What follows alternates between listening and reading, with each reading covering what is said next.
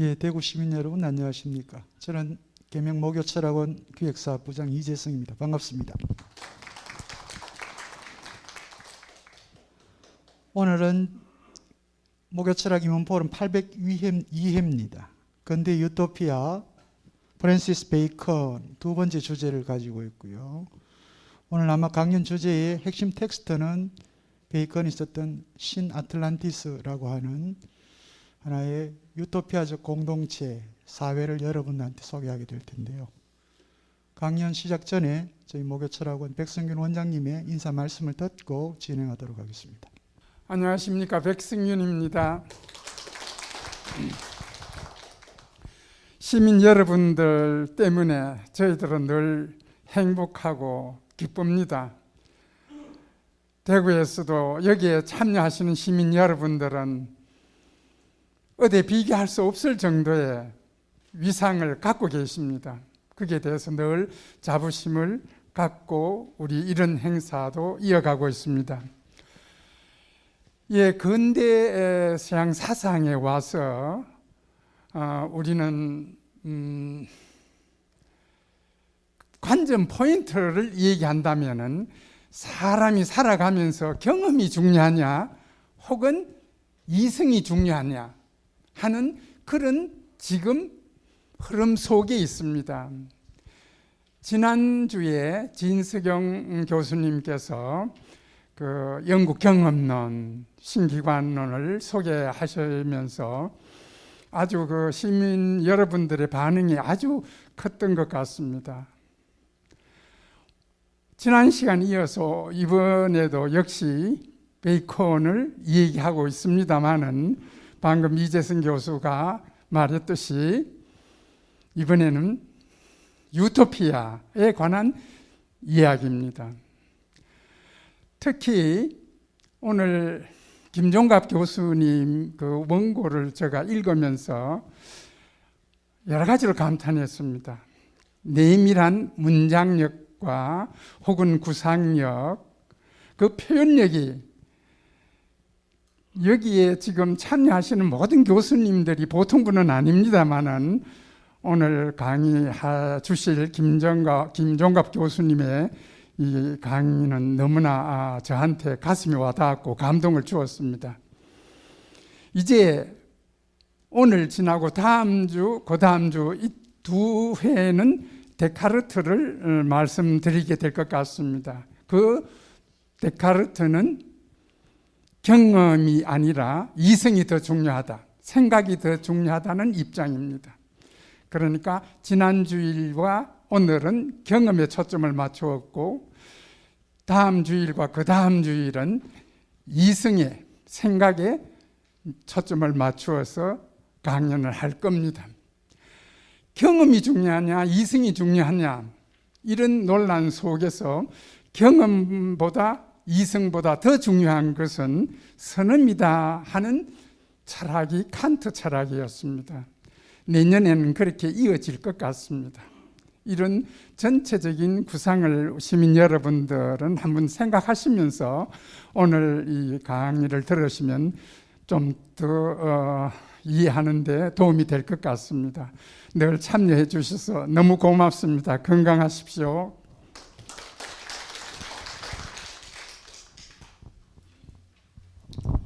예, 고맙습니다. 그러면 오늘 802회 근대 유토피아 프랜시스 베이컨 두 번째 주제를 가지고 강연해 주실 김종갑 교수님을 여러분들에게 간단하게 소개를 드리겠습니다. 건국대학교 영어 영문학과를 졸업하셨고요. 미국 루이지애나 주립대학교 영어 영문학과에서 박사학위를 취득하셨습니다. 현재 건국대학교 영어 영문학과 교수로 재직 중이시고요. 더불어서 현재 건국대학교 안에 있는 학술연구단입니다. 저도 이 몸문화연구소에서 최근에 지금 좋은 책들이 계속 쏟아져 나오고 있는데 바로 그 몸문화연구소의 소장을 맡고 계시고요. 실제 이 학술연구단을 처음부터 기획하고 제가 알기로는 그렇습니다. 기획하고 지금 현재 꾸려가고 계십니다. 한국수사학교 회장을 역임하셨고요. 19세기 영어권 문학회 회장도 역임하셨습니다.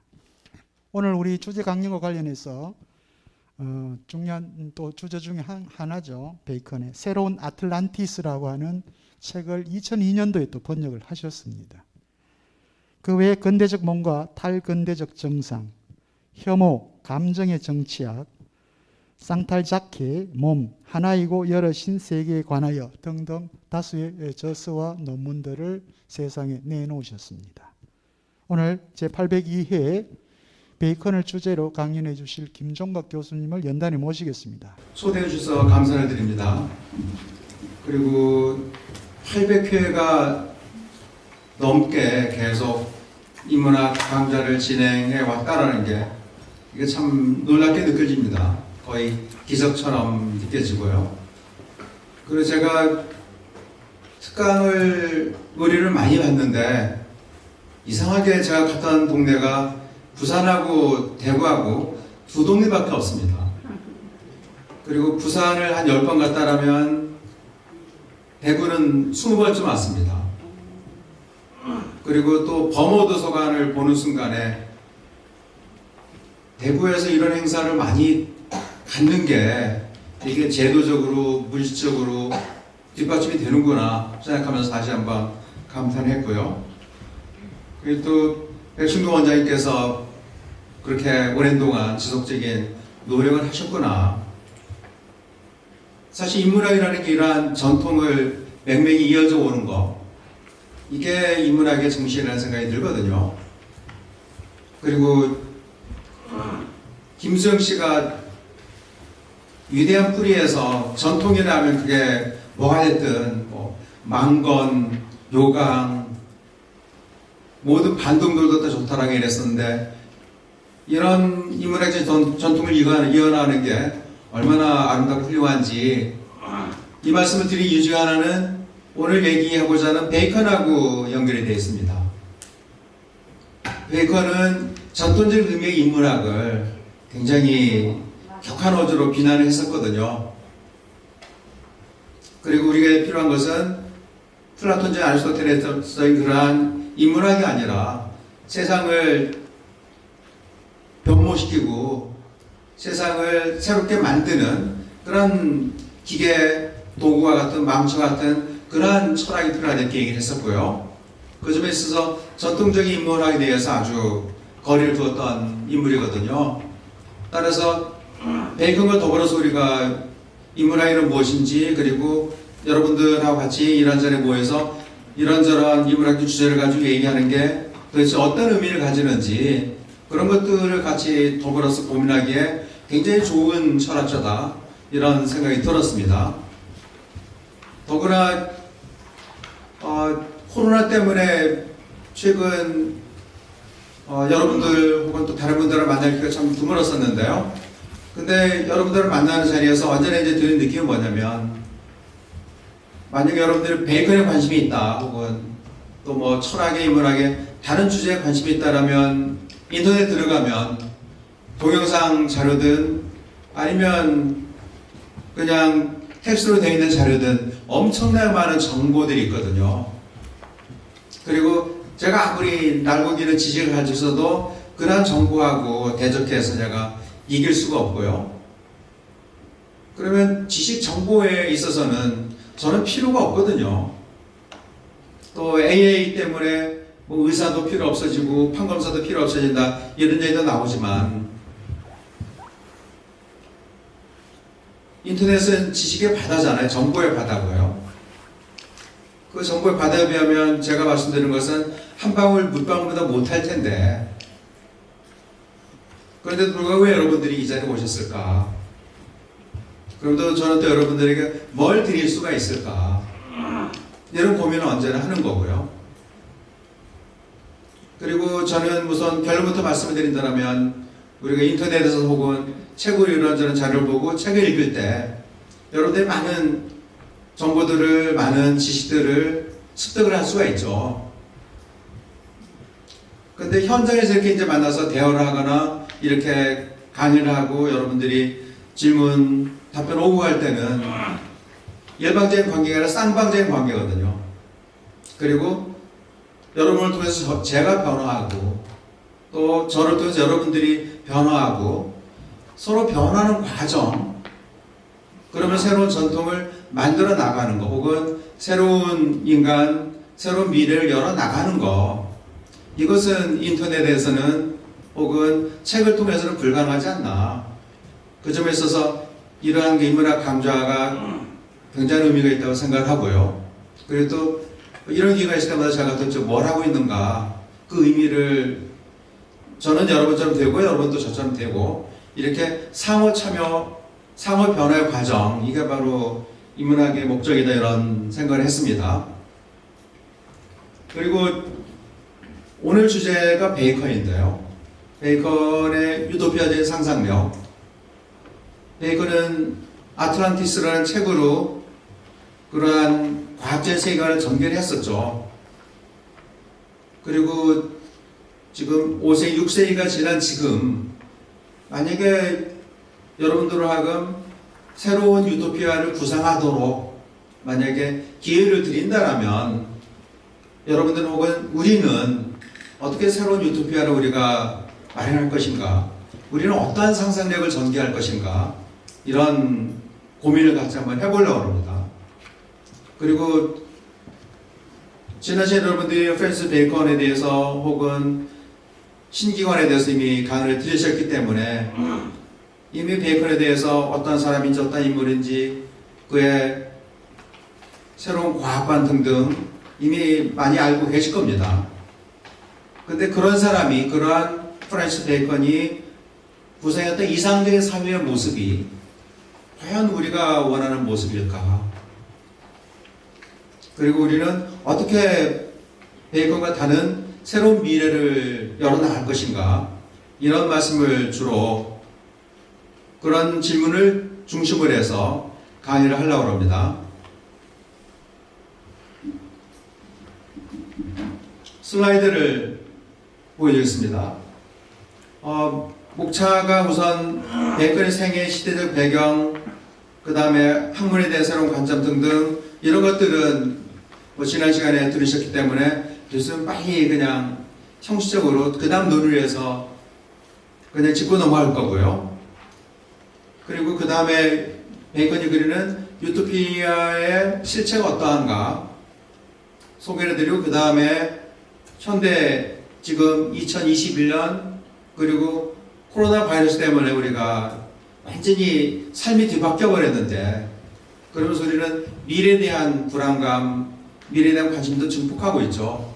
이랬을 때 우리는 21세기 이 시점에서 16세기 베이컨과 어떻게 다른 식으로 미래를 구상할 것인지 그걸 같이 한번 고민해 봤으면 좋겠습니다.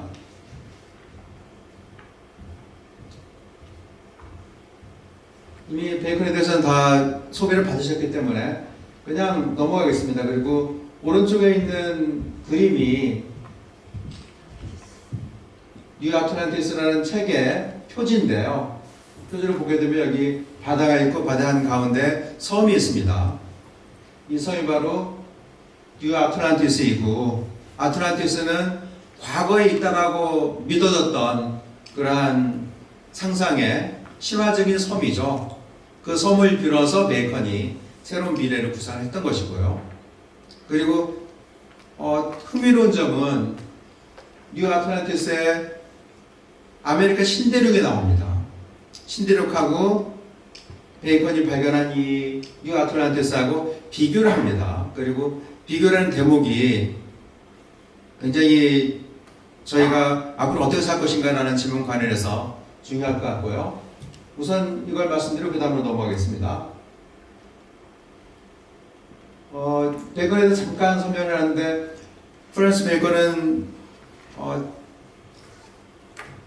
공부하는 사람들 자기네들은 약간 비하는 걸 위해서 먹물이라고 하잖아요. 세상 물정을 모르고, 그리고 그냥 교과서님 말하기만 좋아하는 꼰대이고, 베이컨은 그런 사람은 전혀 아니었죠. 굉장히 권력지향적이고 마키아벨리적이고, 그리고 사람들을 잘 이용해서 자기 이익을 추구하기도 했었고요. 그 점에 있어서는 먹물하기보다는 정치가 권력자에 가까웠던 그런 사람이라는 생각이 듭니다. 그리고 사람에 따라서 뭔가 새로운 미래를 구상을 할 때 사람마다 달라지잖아요. 그리고 이러한 권력지향적인 인물이기 때문에 베이컨이 제시하는 미래 유토피아도 굉장히 권력적인 모습을 보여줍니다. 그리고 저로서는 참 마음에 와닿지 않는 그러한 미래의 모습이고요.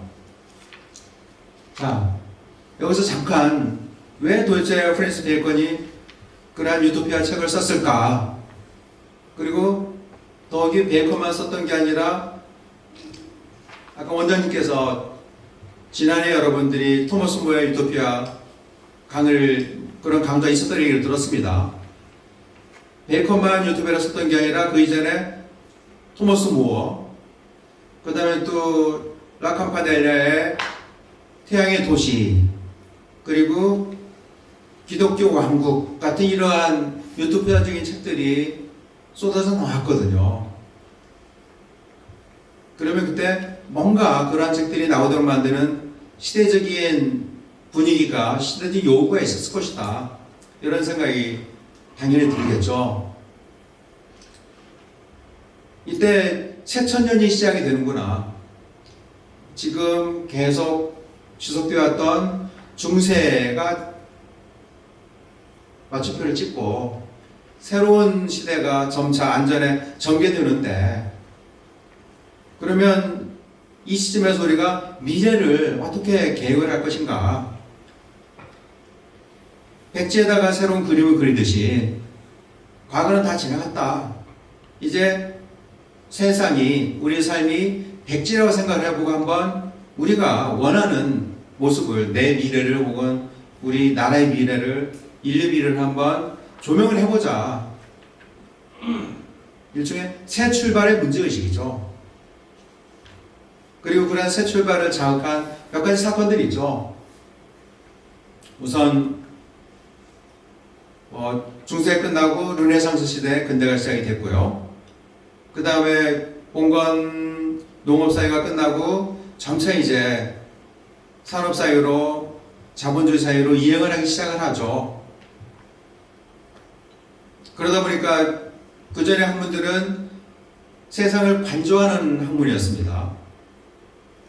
가령 제가 한 2시간 전에 미리 역에 도착을 해가지고 여기까지 걸어왔거든요. 한 40분 정도 걸리더라고요. 산책로가 참 좋았습니다.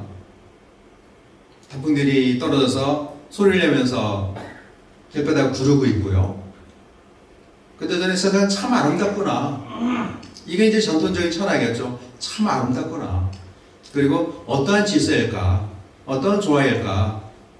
거대한 대우주하고 내 몸 소우주하고 어떻게 조화의 관계에 있을까? 관조하는 철학이 있거든요. 그래서 아리스토텔레스는 가장 행복한 사람은 우주의 질서를 관조하는 사람이다. 피타고라스 같은 경우에는 우주에는 우리가 들리지 않는 음악이 있다. 이 음악을 듣는 사람은 가장 행복한 사람이다. 근데 낙엽을 흩날리고, 그리고 또 하늘에는 구름을 떠다니고, 여기가 마음이 아끼는 게 아니라 이 낙엽을 가지고 뭘 만들어서 돈을 벌어볼까? 어떻게 내 세상을 확 뒤집어 볼까? 이렇게 생각하는 사람도 있겠죠. 관조하는 게 아니라 바꾸려고 하는 사람이요. 머리로 생각하는 게 아니라 손발로 생각하는 사람. 이게 프랜시스 베이컨이죠. 따라서 어떻게 세상을 바꿔놓을 것인가. 물론 세상을 바꾸는 건 아름답고 바람직한 일이죠. 근데 그 바꾸려고 하는 방향이 과연 우리들을 행복하게 만들어줄까? 아니면 문명 기술은 엄청 발달하는데 우리 행복하고 전혀 관계가 없을까? 뭐 이러한 질문을 할 수가 있거든요. 근데 여기서 이제 미리 잠깐 말씀을 드린다면, 나무과 더불어서, 구름과 더불어서, 이웃과 더불어서 같이 살아가려고 하는 그런 사람이 있다면, 더불어서 같이 살아간다보다는 군림하면서, 리드를 하면서 자기 능력을 과시하려고 하는 사람도 있을 겁니다. 이걸 편하게 도시화 시킨다면 보살피고 배려하는 여성적인 윤리가 있고, 그 다음에 정복하고 제압하고 군림하는 남성적인 윤리가 있다면 프랜시스 베이컨의 유토피아는 지독하게 남성적입니다.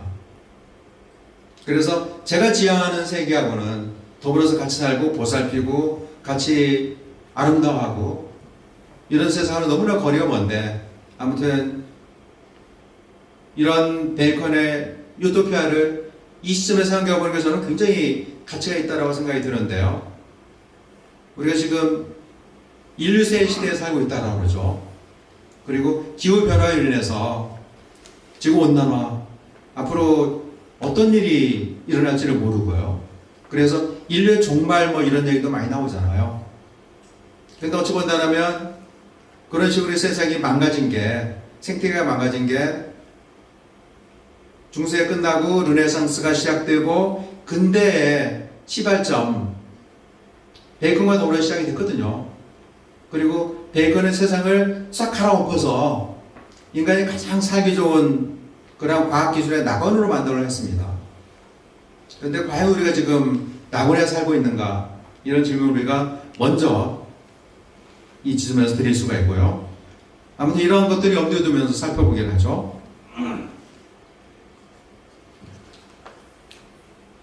그 프랜시스 베이컨이 꿈꿨던 뉴 아틀란티스 이상적인 세계가 그전 세계가 어떻게 다른지 잠깐만 소개를 했습니다. 이게 대조되지 않으면 베이컨이 말하는 유튜브의 진짜 모습이 서투르게 보이지는 않기 때문에요. 1번을 그냥 건너뛰겠습니다. 2번부터 시작하게 되면 베이컨과 그전 철학 혹은 베이컨이 상상하는 유토피아하고 또 우리들 상상하는 유토피아하고 차이를 얘기하기 위해서 막스 베버의 탈주술화 이 개념이 굉장히 중요합니다. 탈주술화를 달리 말하면 세속화라고 할 수도 있는데요. 그전 베이컨 이전에는 인간은 거대한 우주의 한 부분이었었고요. 그리고 우주에는 온갖 초자연적인 힘들이 지배하는 세상에 있었고요. 그래서 가령 저희들이 사극을 보게 되면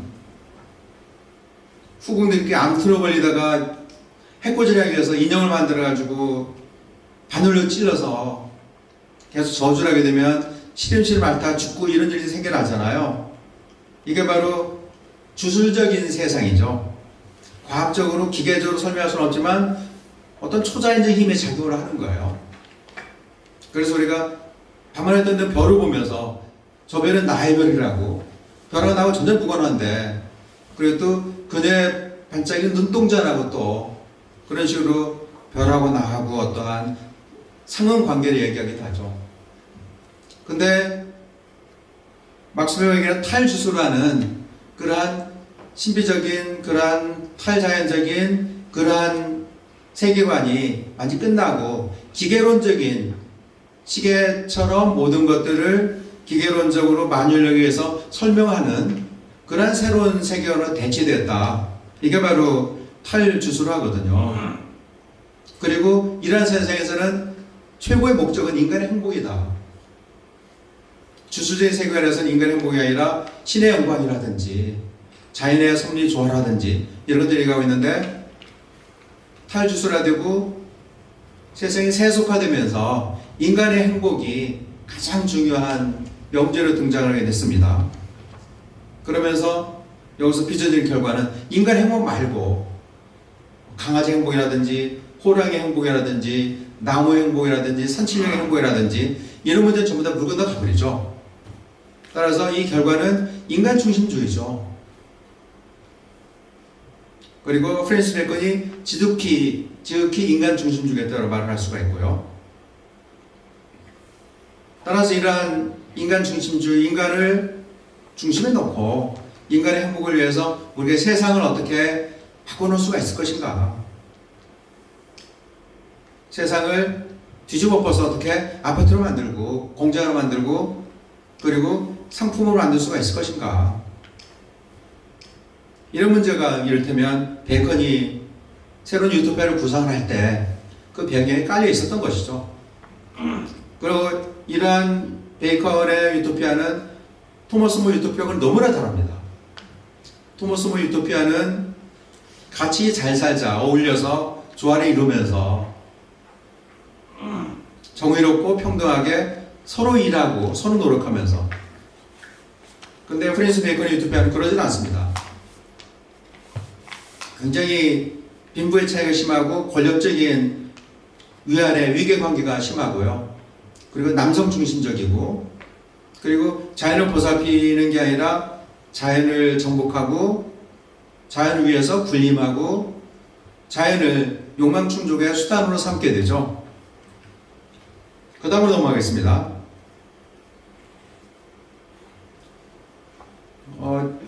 이 자료, 이 PDF 파일은 나중에 여러분들 필요하다면 뭐 다운받아서든 아니면 어떤 다른 수단을 통해서 볼 수가 있기 때문에 그냥 넘어가겠습니다. 나중에 필요하면 살펴보십시오.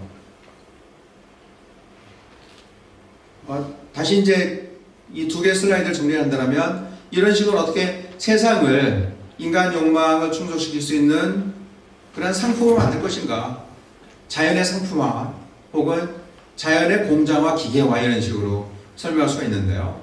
그러다 보니까 그냥 세상이 아름답다고 관조하는 지식이 아니라 사물을 들어엎어서 갈아엎는 그러한 불도저 같은 그러한 지식으로 바뀌어야 되는 것이죠.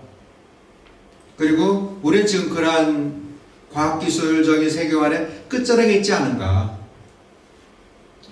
문명의 위기, 자연 생태 파괴 등등 그런 얘기들이 나오기 때문에요.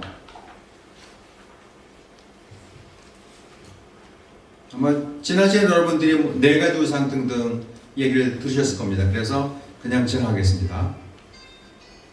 자, 그러면 왜 자연을 깡그리 갈아엎어서 빌딩으로 혹은 공장으로 만들어 했던가? 이건 그전 철학으로서는 상상할 수가 없었던 일이었거든요. 왜냐하면 자연 그러면 우리가 자연과 더불어서 같이 살아가죠. 그래도 자연은 엄마하고 많이 비교를 했습니다.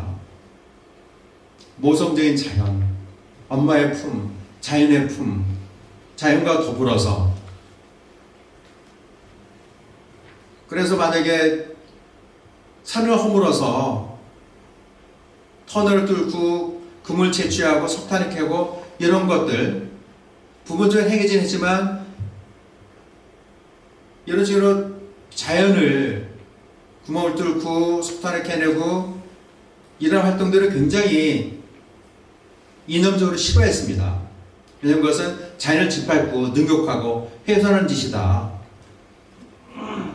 금을 캐는 것은 엄마의 가슴을 열고 심장을 드러내는 거다.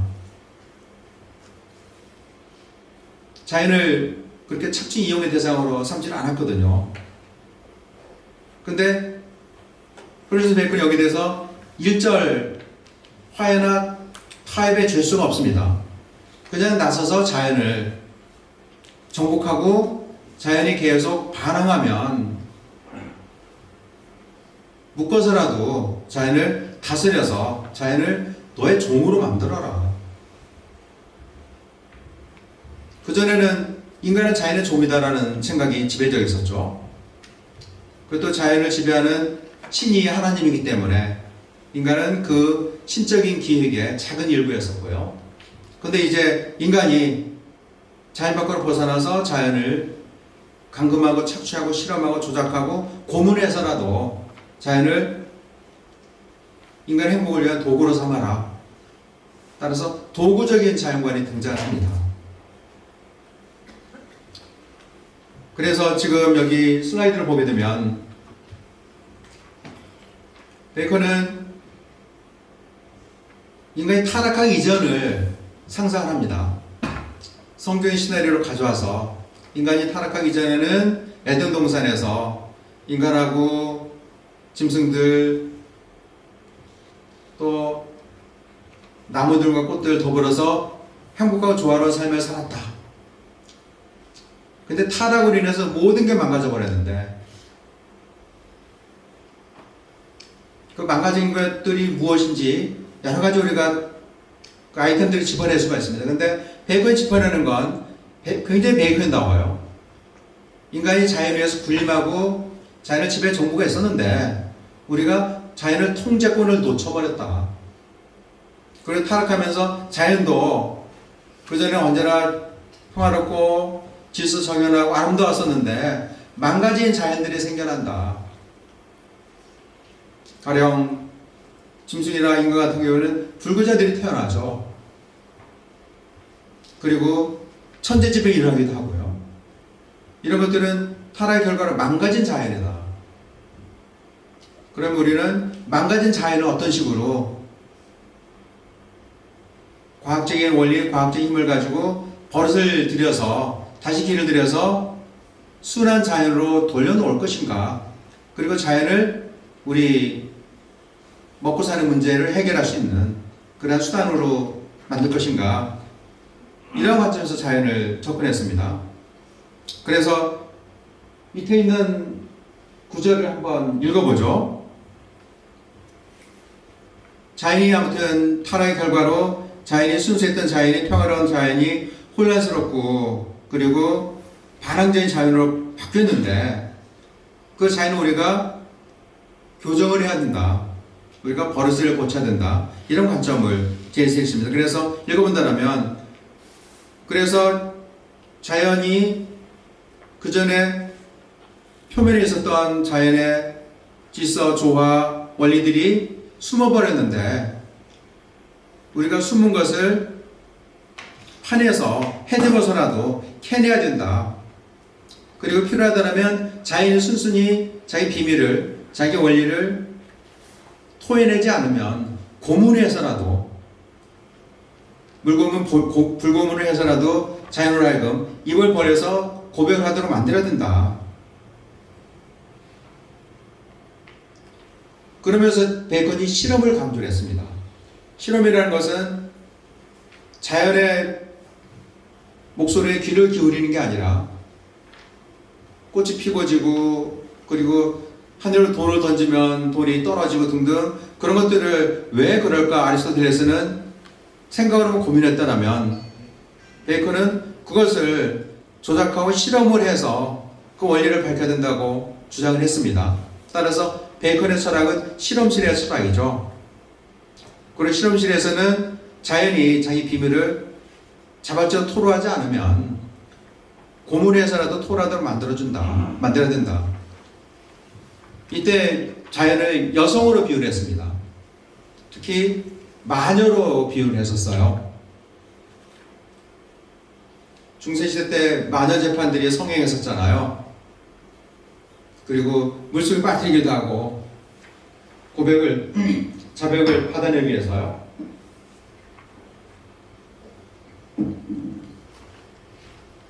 그러하듯이 자연을 우리가 실험실에서 달구든지 지지든지 아니면 망치를 때리든지 해가지고 자연이 스스로 비밀을 토로하도록 만들어야 된다는 거고요. 그리고 그 자연의 비밀, 이게 바로 원리죠.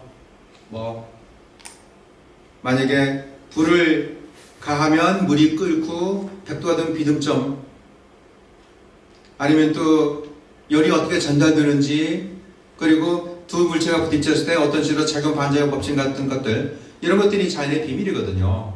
이 비밀을 가지고 우리가 자연을 이용하고 자연을 우리 행복을 위한 노예로 수단으로 만들어야 된다. 이게 베이컨의 자연관입니다. 그리고 그러한 자연관의 연장선에서 새로운 아틀란티스, 유토피아가 생겨난 것이죠. 이건 중세적인 자연관인데 그냥 넘어가도록 하겠습니다.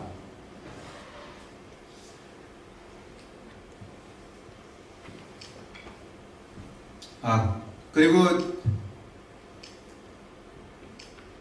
아틀란티스 넘어가기 전에 한 가지만 더 언급하라고 그 다음으로 넘어가겠습니다.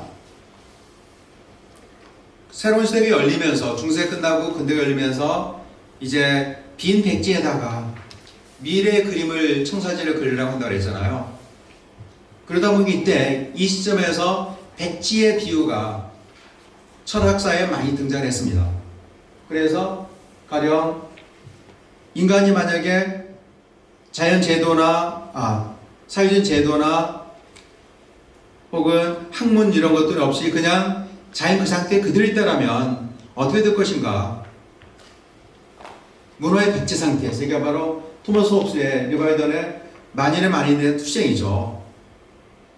그 다음에 또 존 로크 같은 경우에 인간은 백지에 마찬가지 타보라사라는 백지, 그리고 또 몽테스퀴에 자연 상태에서 인간은 문명이나 제도가 없을 때, 정치가 없을 때 생존 본능만 가지고 있다 등등 여러 얘기를 했었습니다. 그리고서는 고귀한 야만인 얘기도 했었고요. 따라서 맨 처음에는 문명이 들어오기 전에, 사회가 정치가 생기기 전에 도대체 세상은 어땠을까? 인간은 어땠을까? 이런 관심이 이 당시에 굉장히 팽배해졌다는 것이죠. 그리고 이러한 관심으로 인해서 유토피아적인 상상력이 생겨났던 것이고요. 그리고 지금 21세기의 저희들도 이러한 질문을 계속 반복하고 있습니다. 따라서 16세기, 17세기 문제식하고 지금 저희가 서 있는 21세기 문제식하고 맞닿아 있습니다. 그리고 그 당시는 새로운 세계가 완전히 전개되기 때문에 벅차는 흥분, 감격, 기대, 감동으로 가득 차 있었다라면요. 근데 저희들은 코로나가 극적인 계기가 됐었죠. 문명이 갑자기 끝날지도 모른다. 그 다음에 산업화 이전에 비해서 만약에 1.5도, 3도가 올라가면, 그러면 지구 절반이 물에 잠기고, 그리고 온갖 전염병들이 창궐하고, 그러므로서 인류가 위기의 방면에 직면하고 그러다 보니까 화성을 탐사하려고 그러잖아요.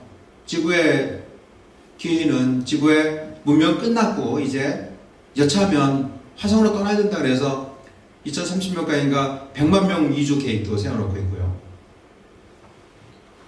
따라서 저희가 서 있는 지점은 어찌 본다면 16세기, 17세기에 베이컨이나 홉스 이런 사람이 서 있는 지점하고 정반대 지점이라고 볼 수가 있어요. 그때는 문명이 막 시작하면서 세상을 완벽히 백화점으로, 공장으로 만들기 직전에 출발점이 있었다면 저희는 다 만들어놨어요. 만들어놨더니 지구가 몰락하고 있구나. 그럼 우리는 어떻게 새로운 백지에다가 어떻게 새로운 미래를 구성할 것인가? 베이컨적인 그러한 힘으로서, 권력으로서 학문을 우리가 이길 것인가? 아니면 모성적인 학문, 보살피고 배려하고 서로 즐거워하는 이러한 학문을 우리가 꿈을 꿀 것인가 등등. 따라서 저희가 이런 수업을 하면서 유토피아적인 상상력을 발휘해봐야 되는 것이죠.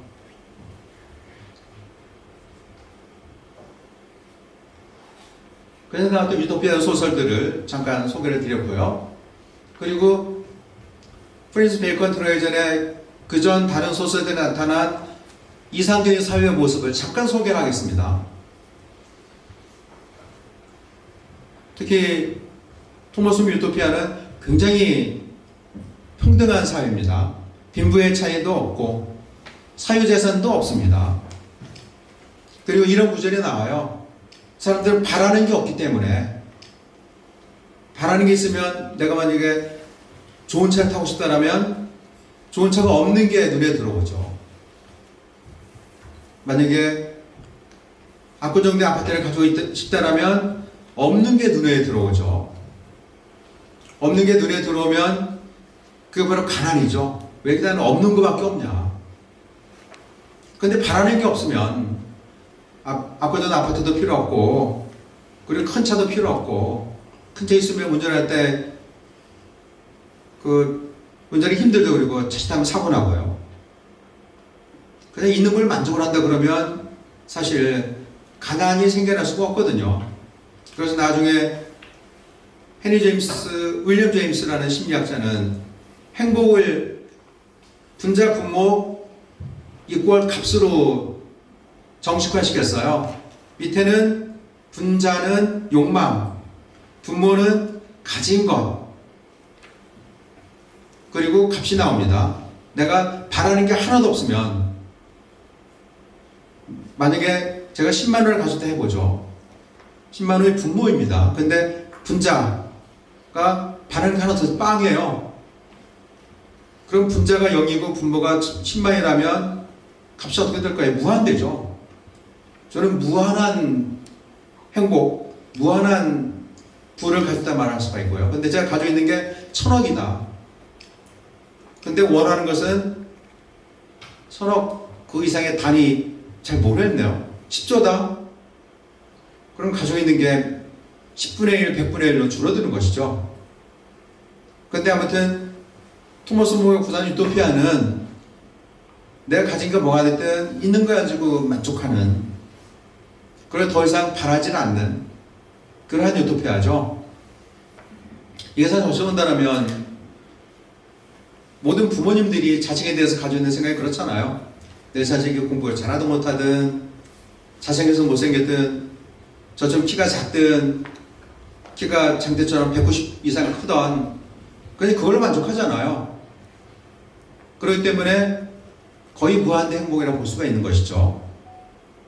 당시 유토피아나 토머스 모어나 락카펠러 같은 사람들은 이러한 사회를 구상을 했었어요. 미래 사회는 이렇게 전부 다 평등하고 사유자산이 없고, 사유자산이 없기 때문에 가난도 없죠. 사유자산이 없기 때문에 권력의 차이도 없습니다. 가진 자, 가지지 못한 자. 그리고 배우는 거하고 돈하고 상관없기 때문에 배운 것 때문에 사교를 따고 박사학위, 석사학위 등등 이런 욕심도 없고, 그러다 보니까 학식을 가지고 잘난 척하고 이런 사람도 나타나질 않고요. 그리고 이런 사회에서는 지도자 따로 있고 지도 당하는 사람 따로 있고 그런 게 아니라 모두 다 같이 동등한 자격으로 일을 합니다. 따라서 일하지 않는 사람은 없고요. 가장 신성한 가치는 일하는 겁니다. 그리고 남는 시간은 서로 모여서 노래도 하고, 그리고 제기차기 혹은 고돌이 등등 이러한 장난도 하고요. 독서 토론도 하고요. 그리고 남녀 차이도 별로 없습니다. 남자 여자 똑같이 일을 하고, 그리고 가장 이제 강조하는 것 중 하나가 사유재산을 없애는 거거든요. 그래서 화장품도 없습니다. 어떤 유토피아에서는 여기에 대한 화장품을 바르는 사람에 대한 그 불안감, 공포가 너무나 큰 나머지 화장하는 여자는 사형에 된다라고 얘기를 하게 돼요. 왜 그냥 있는 그 아름다움이 됐지 왜 더 이뻐지려고 하느냐 등등. 아무튼 지금 이런 식의 유토피아를 말씀을 드리는 게, 여기서는 똑같이 일을 하고 똑같이 나눠먹고, 그리고 필요 이상으로 욕심내지 않고, 그게 학식이 됐건 아니면 외적인 아름다움이 됐건 있는 걸로 만족하는 자족적인 사회거든요. 그리고 욕망을 만족하는 사회가 아니라 절제하고 자족하는 사회예요. 프랜스 베이컨이 보기에 이러한 사회는 전혀 바람직한 사회가 아닙니다. 왜냐하면 내가 원하는 대로 먹고 마시고 지배하고 군림하고 정복해야 되는데, 이러한 남성적인 미덕이 있어야 되는데 남성적인 가치가 하나도 없거든요. 어쩌면 너무나 여성적인 사회다. 그래서 프랜스 베이컨이 남성적인 유토피아를 제시를 했던 겁니다. 베이컨의 유토피아를 그린 사파 중에 하나를 소개했습니다. 그리고 베이컨 유토피아를 들어가기 전에 제가 그림 하나를 보여드리는데요. 여러분들이 미니하우젠 남자 이야기 들어본 적 있는지 모르겠습니다. 엄청난 허풍성 이야기죠. 지금 그 에피소드 중에 하나인데, 말을 타고 가다가, 기분 좋게 말을 타고 가다가 산에서 습지에 빠져버렸습니다. 큰일 났죠. 점점 말이 잠기고, 그리고 옆에 도와줄 사람 없고, 그리고 밧줄 같은 것도 없고, 발을 동동 구르다 그냥 늪에 빠져서 죽을 수밖에 없어요.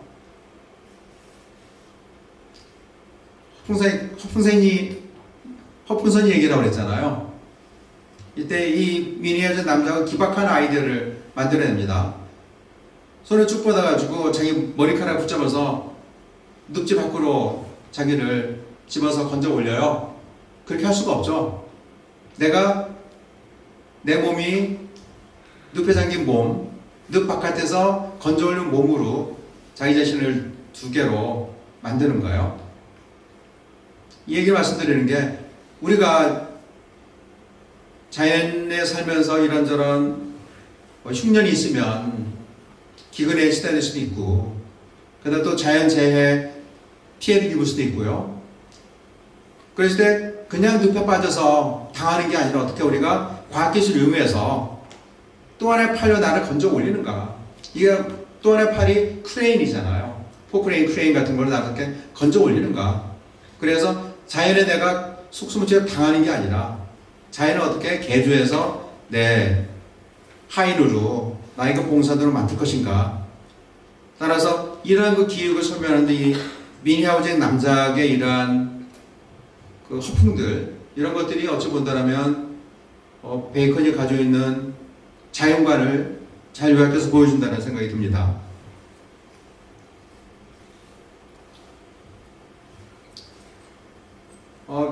지금 맨 첫 줄을 보게 되면 그 유럽인들이 중국과 일본을 항해를 하다가 남태평양에서 길을 잃어버립니다. 그리고 속수무책으로 헤매다가 섬을 발견하거든요. 그런데 그때 이제 범선이 그 섬에서 다가와서 누구냐 물어보고 통성명하고 환대하고, 그리고 인도에 데리고 들어가서 그 나라 뉴아틀란티스 벤살렘 왕국이라는, 벤살렘이라는 섬입니다. 그 섬의 이모 정모 얼마나 행복한지, 얼마나 과학기술 문명이 뛰어나는지 이런 것들을 설명을 해줍니다. 그러면서 거기서 먹고 마시는 음식들, 주거지 얼마나 훌륭한지 그런 것에 대한 장황한 묘사가 있습니다. 빵이면 빵, 고기면 고기, 포도주면 포도주, 굉장히 훌륭한, 따라서 유럽에서는 귀족들이 아니면 맛보기 힘든 그런 음식들입니다. 따라서 좋은 상품들이 넘쳐나는 거죠. 그리고 몸이 다쳤을 때 회복할 수 있는 약들도 많고, 따라서 온갖 유기에서 구해줄 수 있는 그러한 문명 첨단의 그러한 의약품들, 그러한 기계들, 그러한 상품들이 많이 있습니다. 그리고 또 더구나 벤살 왕국은 지적으로 굉장히 탁월한 왕국이에요. 그래서 우리는 국민들을, 과학자들을 세계 전역으로 파견해가지고 모든 나라의 문명 지식에 대해서 완벽하게 그것들을 수집을 해서 정리하고 파악하고, 그러므로서 새로운 인류의 미래를 기약한다. 자기네들 모든 걸, 유럽에 대해서 자기네들 바깥 세상의 모든 걸 다 알고 있습니다. 그렇지만 벤셀 왕국은 알려지질 않아요. 나는 모든 걸 보지만 난 하나도 보이질 않는 것이죠. 이거 바로 권력의 승리잖아요. 위에 있는 사람은 밑을 잘 내려다보는데 밑에 있는 사람은 위를 보지를 못하죠. 그래서 과거에 왕이 행차할 때 거둠이라고 그랬죠. 거둠. 왕이 행차할 땐 일반 백성들이 땅을 밟으면 안 됩니다. 왕이기 때문에요. 그러니까 붉은 흙을 뿌리죠. 그럼 백성들은 길 양편으로 엎드려가지고 고개를 숙이고 지나가게 기다려야 됩니다. 만약 고개를 들면 그럼 큰일 나죠. 왕은 100% 보기만 하고 1%도 안 보이는 게 왕이고, 그런데 백성들은 100% 보이고 자기 스스로 하나도 못 보는 게 바로 백성들이죠. 그럼 과학은 모든 걸 본다. 그리고 과학을 두둔해주고 있는 과학자들은 모든 걸 본다. 과거 모르는 사람들, 계몽되지 못한 일반 백성들은 보는 게 하나도 없다. 따라서 그들은 지배를 당해야 되는 것이고, 그리고 과학자들은 지배하는 사람들이고, 그리고 더구나 지배하는 사람들은 물질적으로 풍부합니다. 좋은 집에 살고 의리하는 옷을 입고 비단차를 휘날리면서 걸어가고요.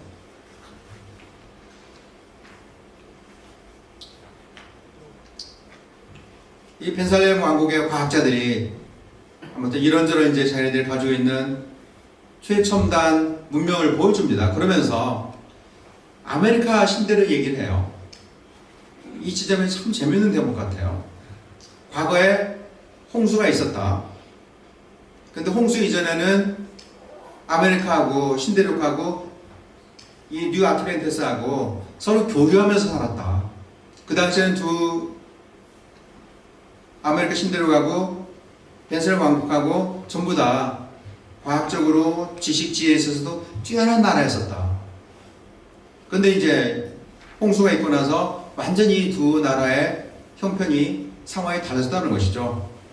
그리고 신대륙은 완전히 야만화된, 문명이 발전하지 못하고, 그리고 자연을 정복하는 게 아니라 자연을 본받으면서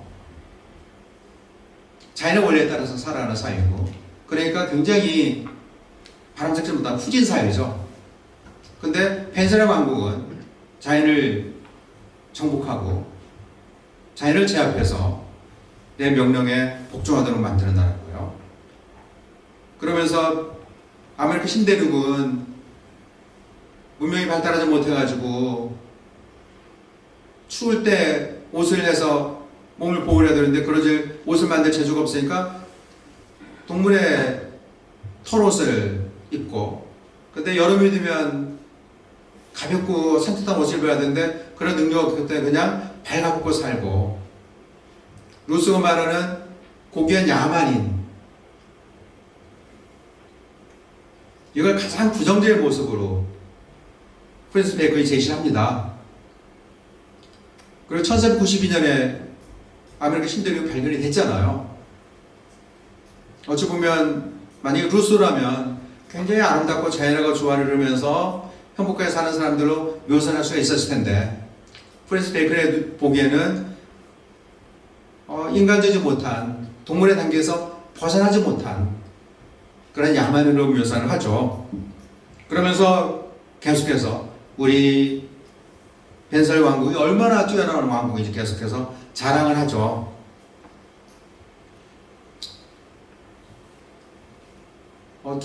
세 번째 문단을 잠깐 읽어보면 우리는 천체를 모방해서 그것을 축소판 우주관을 만들기도 하고, 눈, 우박, 비를 실험을 통해서 인공적으로 만들기도 하고, 또 개구리, 파리, 다양한 생물을 종의 교배를 통해서 보다 우월한 종으로 만들어내기도 하고, 따라서 이 펜실베니아 왕국에 있는 호랑이는 세계의 어느 대륙에 있는 호랑이보다 더욱더 호랑이답고, 돼지는 더욱더 돼지답고, 그런 식으로 이 펜실베니아 왕국의 동물, 식물, 자연을 지배하는 문화, 기술들을 소개를 합니다.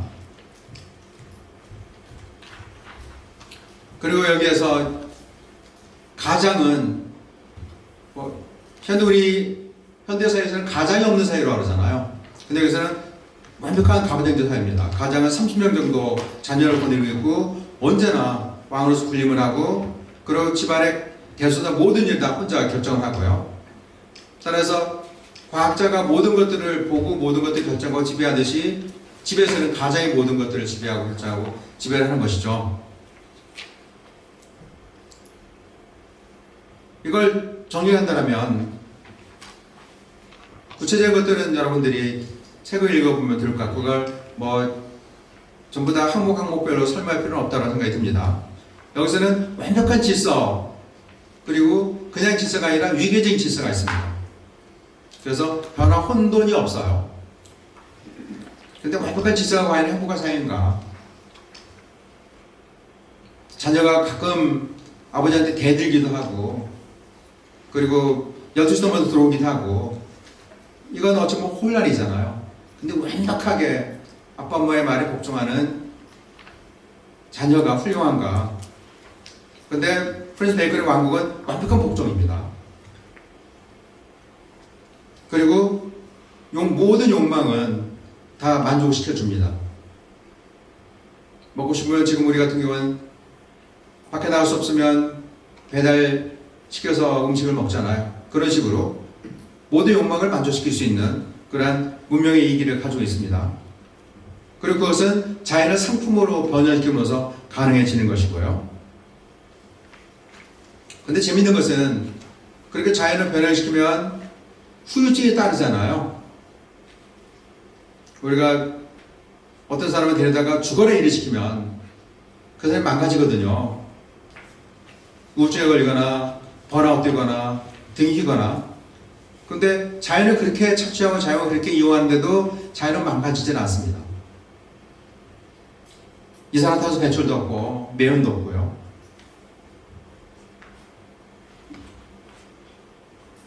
아까 다른 유토피아와 잠깐 비교를 했었는데 다른 유토피아하고 결정적 차이는 프랜시스 베이컨의 유토피아는 권력의 유토피아다. 그리고 지배와 복종의 관계라는 거. 왜 이런 식으로 지배와 복종의 관계 그리고 욕망의 절대적 만족을 추구하는 이러한 유토피아를 구상을 했을까? 근데 이러한 유토피아를 실현하기 위해서 과학 문명이 17세기, 18세기, 19세기, 20세기, 22세기까지 지금까지 다리박질하면서 프랜시스 베이컨이 말하는 그러한 꿈들을 완벽하게 실현을 시켜줬거든요. 생각해 보세요. 프랜시스 베이컨의 벤셀 왕국은 왕국 밖에 호랑이라면 사람을 해치고 집에 와서 황소를 잡아먹는 그런 호랑이라면 벤셀 왕국은 완벽하게 제압되고 정복된 자연이기 때문에 호랑이는 자연에는 호랑이가 아니라 동물에는 호랑이입니다. 그리고 젖소는 왜 존재하는가? 인간의 식탁에 오르기 위해서. 젖소의 존재 이유는 젖소라서 스스로의 존재 이유 목적을 가지고 있는 게 아니라 인간의 행복을 위해서, 인간의 욕망을 위해서 존재하는 것이죠. 나무는 왜 있는가? 인간의 집을 만들어주기 위해서. 모든 게 인간이라는 목적을 위해서 존재하는 사이라는 것이죠. 만약에 베이컨이 21세기 갔다라면 굉장히 흐뭇해했을 것 같아요. 야, 내가 생각했던 과학적인 유토피아가 완벽하게 구현이 됐구나. 오른쪽 사진은 두바이죠. 사막을 이렇게 빌딩의 숲으로, 그것도 너무나 현란하게 아름다운 빌딩의 숲으로 만들었죠.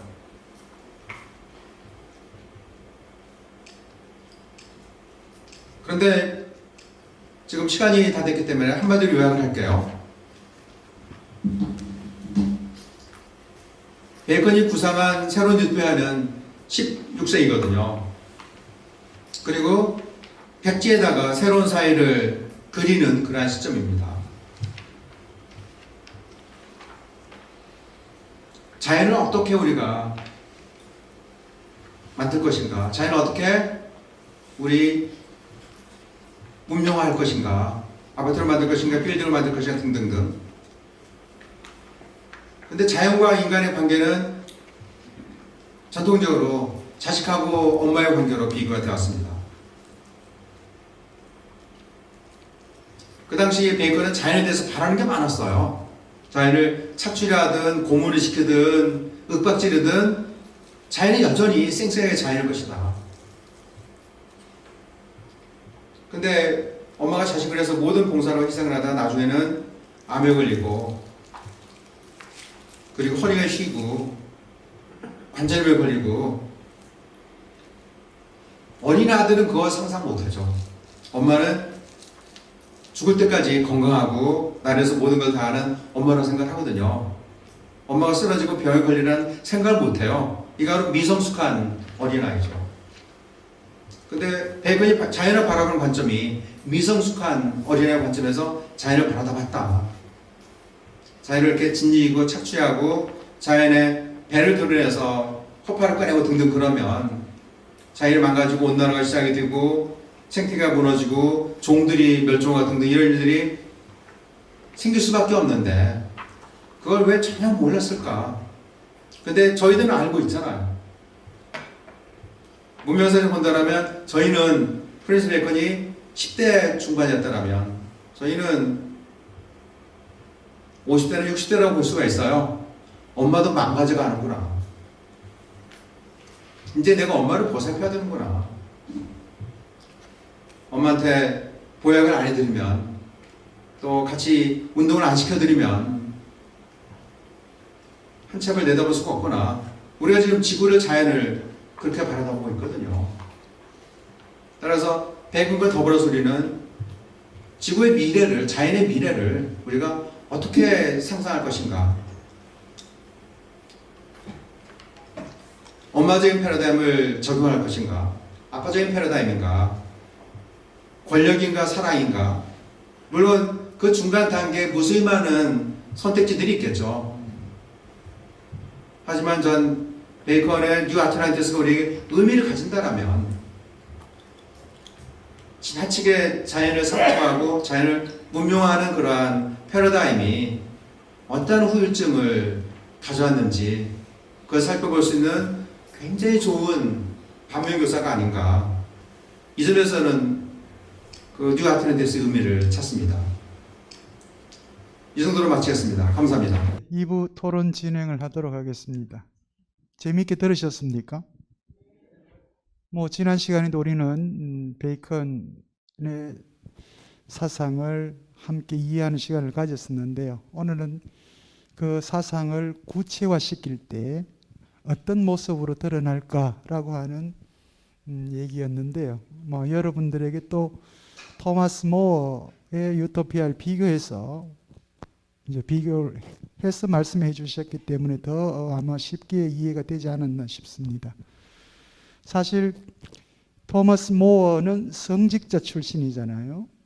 영국 국교회인 성공회의 성직자 출신이고, 또 토마스 베이컨은 여러분 아시다시피 정치가 출신입니다. 그럼에도 불구하고 그 성공회라고 하는 국교회의 그늘에 있는 사람이죠. 믿었다 안 믿었다 이거는 우리가 알 수는 없지만 그 문화 속에 있고요. 끊임없이 성경 구절 인용해서 자기의 저서를 설명을 하고 있기 때문에 우리는 그럼에도 불구하고 그도 그리스도인이었다라고 이제 생각을 한다면 두 사람의 삶의 방식도 매우 달랐고 그들의 사상도 매우 다르다는 것을 우리가 유토피아와 신아틀란티스를 통해서도 또 확인할 수가 있습니다. 불과 얼마 차이 안 나는 그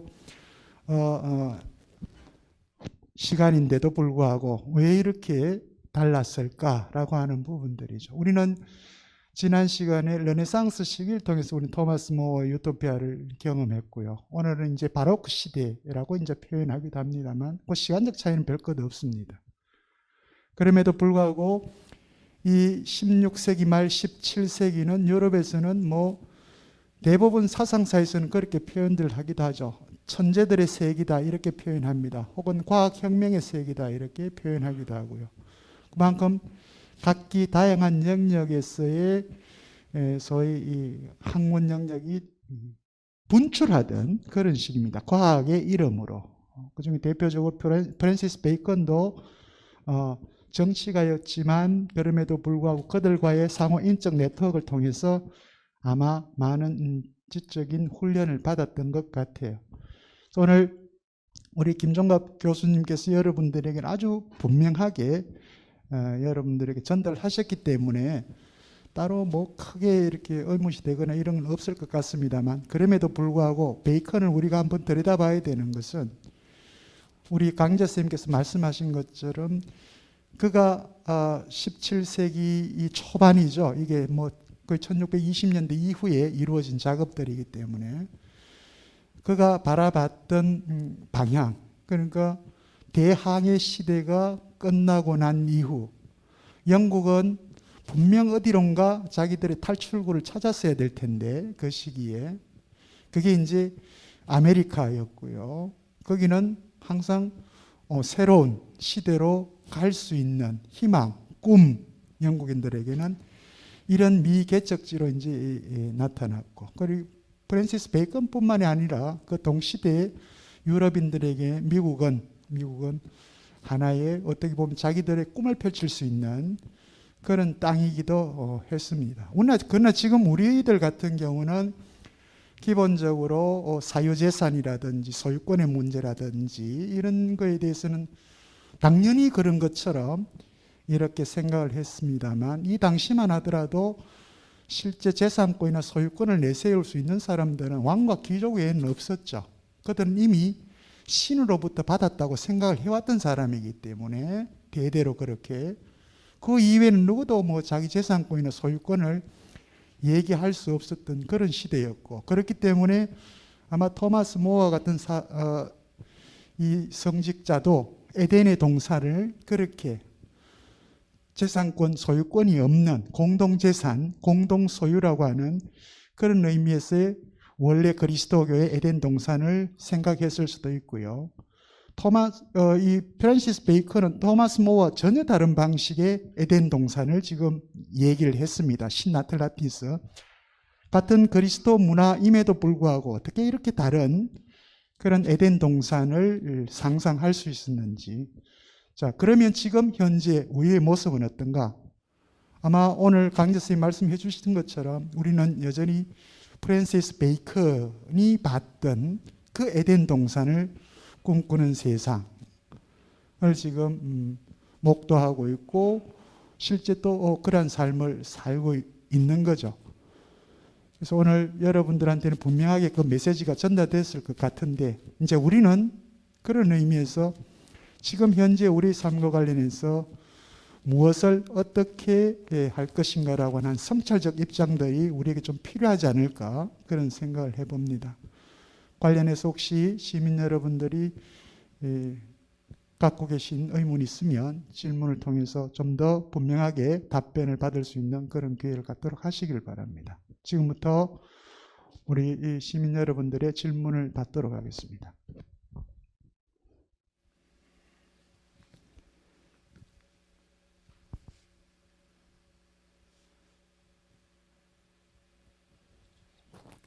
예, 이병옥 선생님.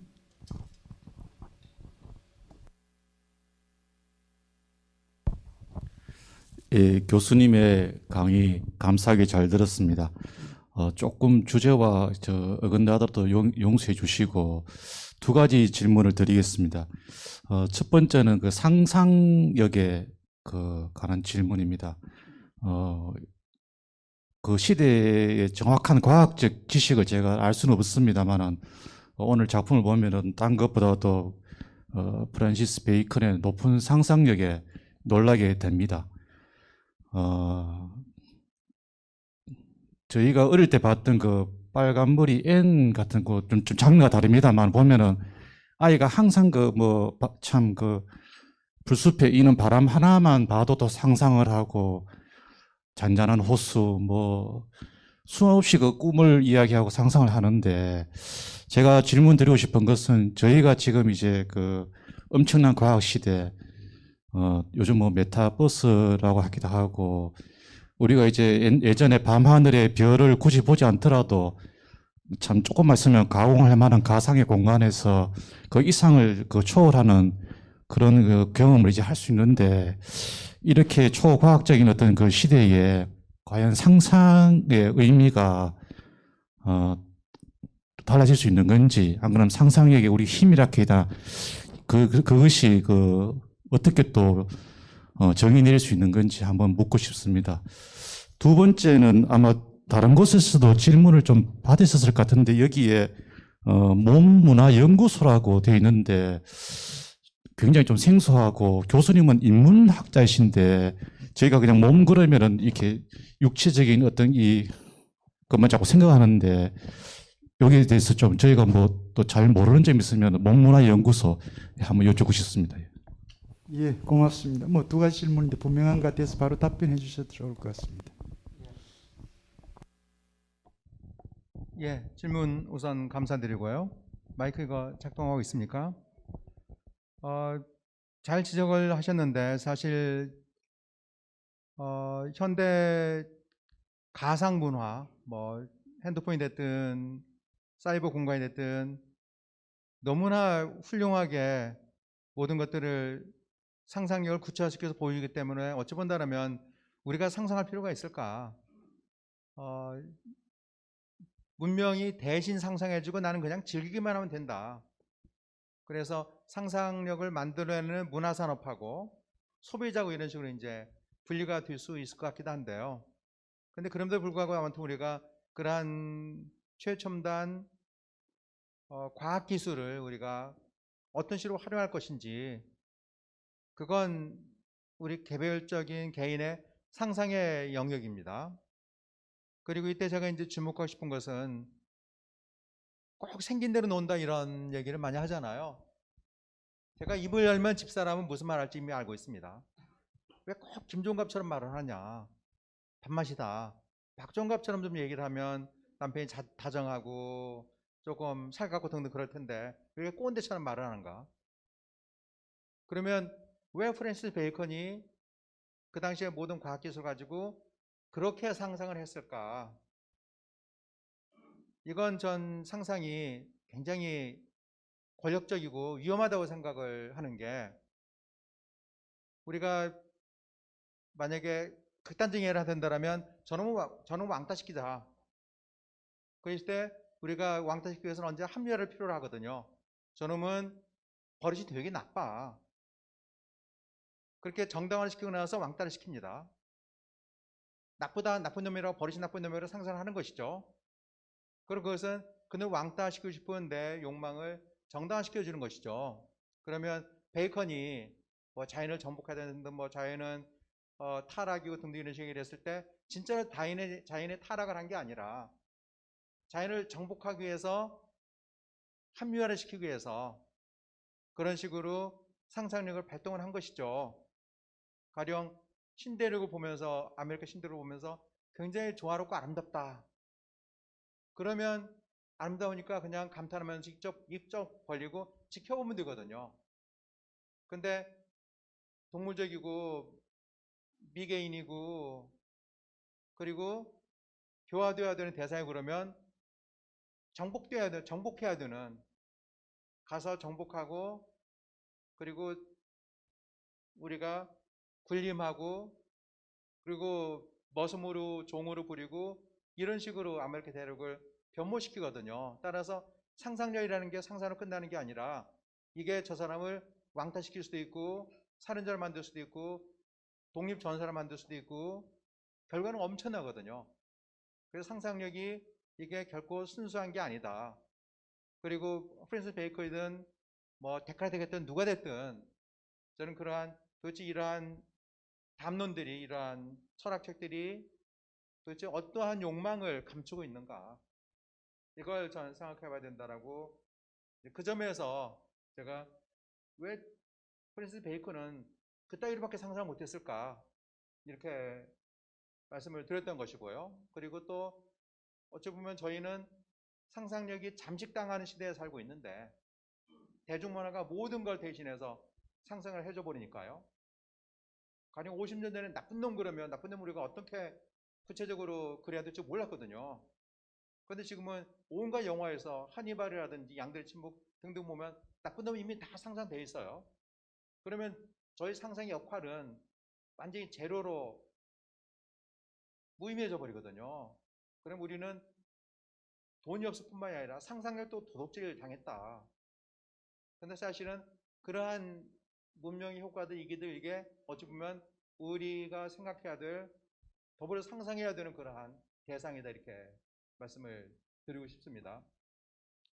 그리고 문문연구소는 제가 2007년에 만들었는데요. 맨 처음 만들었을 때는 몸의 상품화, 우리나라가 세계에서 가장 의무지상적인 나라로 소문이 나 있었거든요. 그래서 1970년대부터 미국 사회학 학술지 같은 데서 대한민국의 쌍꺼풀 수술 이런 것들을 가지고 연구를 했었고요.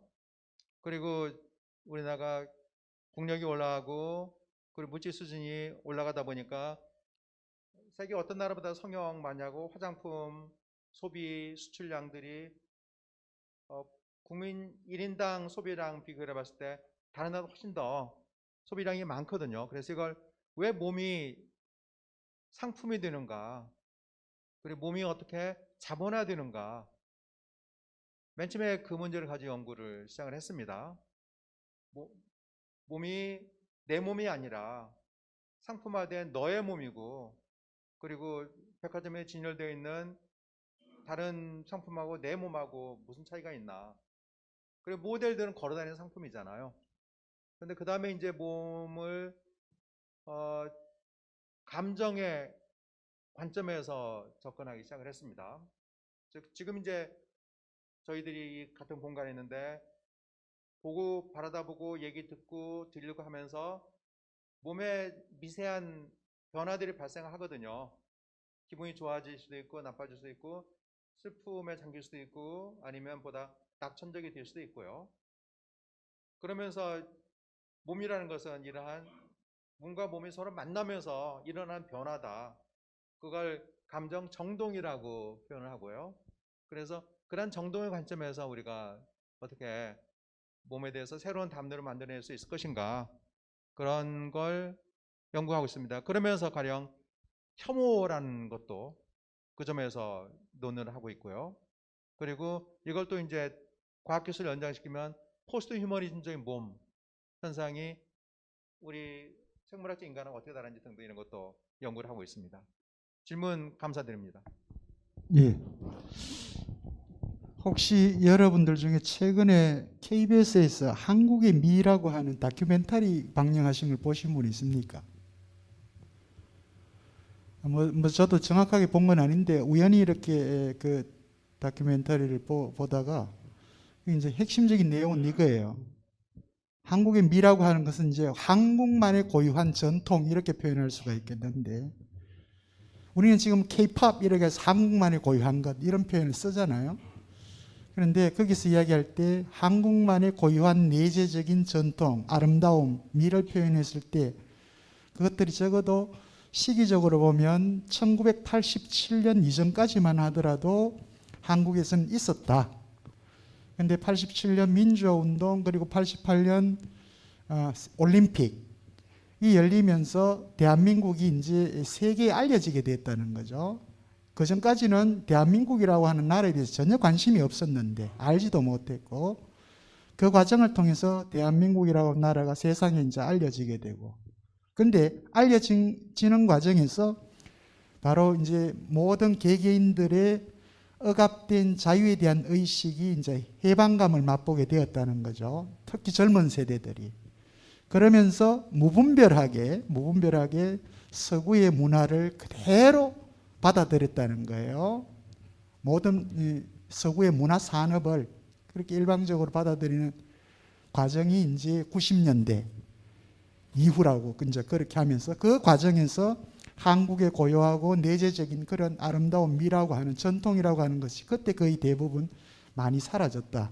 제대로 우리가 그것들을 지켜내지 못했다라고 하는 내용의 제가 그 다큐멘터리를 KBS를 통해서 이렇게 봤는데, 어떻게 보면 지금 K-팝이라고 하는 거 우리는 자랑스럽게 생각을 또 하기도 하지만, 다른 한편으로 보면 여러분 BTS다 이런 친구들 음악들이 우리 한국 K-팝이면서 또 세계적이라고 이야기를 하잖아요. 그러나 사실 그 K-팝에 방금 우리 선생님께서 말씀하셨듯이 몸을 상품화해서 문화산업으로 만들어가는 과정 중에 인위적으로 하나의 만들어진 그 몸을 상품한 아이들과, 그리고 그 노래라고 하는 것은 이미 국제적인 그 작곡가들의 협업 과정을 통해서 이렇게 이루어지는 거거든요. 그러니까 미국적 정서, 유럽적 정서, 아프리카적 정서, 이런 문화들이 복합적으로 이루어져서 하나의 노래가 탄생을 하는 과정이 있고, 자 그렇게 된다면 과연 그게 K-팝, K라고 하는 코리아라고 하는 걸 넣을 수 있는가라고 하는 또 이제 문제도 생기는 거죠. 그러니까 우리는 지금 자랑스럽게 얘기를 그렇게 하고 있지만, 그럼에도 불구하고 다른 나라에서는 그걸 통해서 한국이라는 알게 되지만, 또 다른 한편으로는 꼭 그것이 한국 것은 아니다라고 하는 반응을 보인다는 거죠. 미국에서도 유럽에서도 등등. 그래서 정말 우리한테 중요한 것은 그런 의미에서 바로 우리가 잃어버렸거나 혹은 상실했거나 모르쇠 했던 그 고유한 한국의 미가 도대체 뭔지에 대한 정말 그런 고민들이 좀 필요한 시기에 우리는 여전히 방금 말씀하셨던 것처럼 우리 스스로의 몸까지 상품화하는 그런 물질 문명의 한중간에 있다라고 하는 것이 한편으로 보면 조금 슬픈 자화상이기도 한 것 같습니다. 이 베이컨이 그렸던 그 신아틀란티스를 통해서 우리가 정말 반성해 볼 수 있는 지점이 보이지 않나 그런 생각도 개인적으로 저는 해봅니다. 저 다른 질문 해주실 분 질문해 주십시오. 예.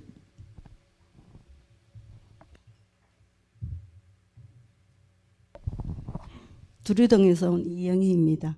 오늘 예문까지 들어주시면서 자세하게 설명해 주신 교수님 강의 잘 들었습니다.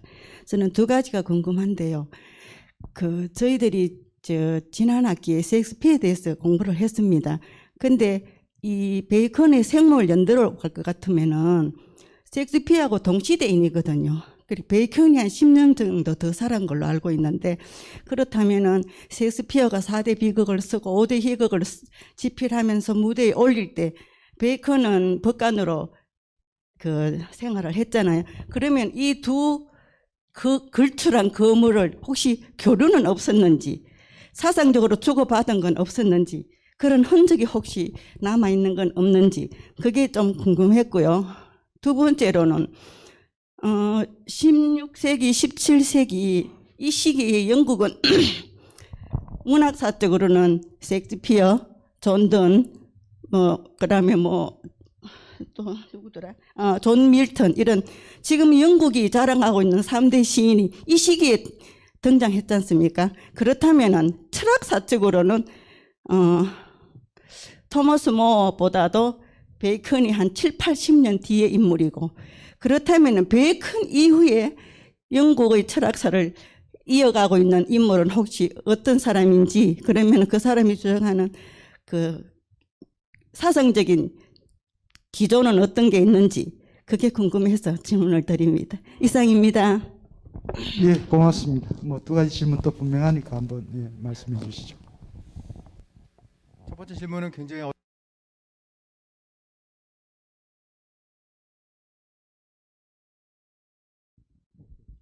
우선 제가 셰익스피어에 대해서 잘 모르는데요.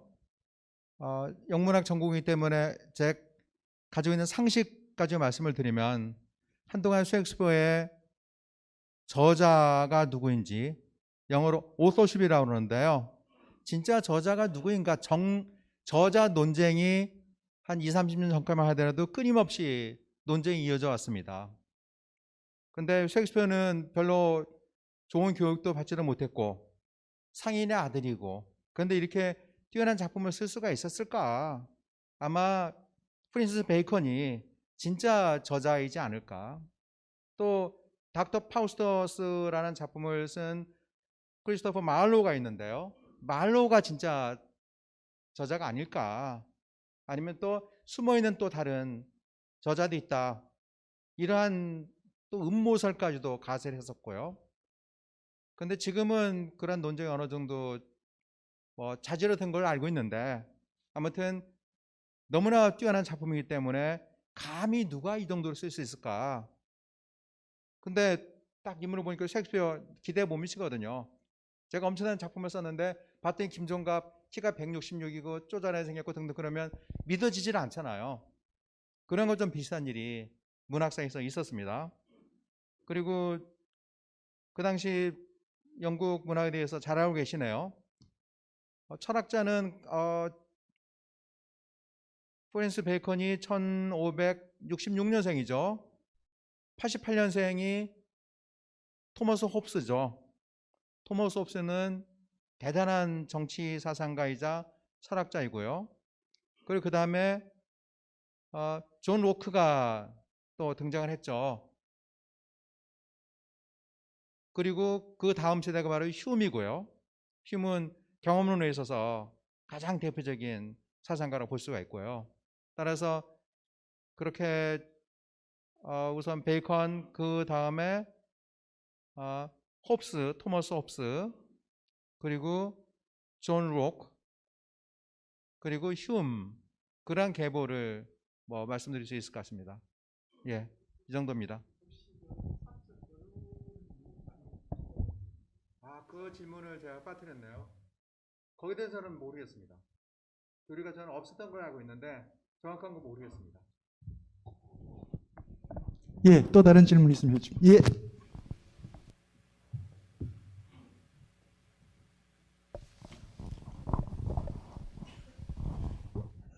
저는 상인동에서 온 건순치입니다.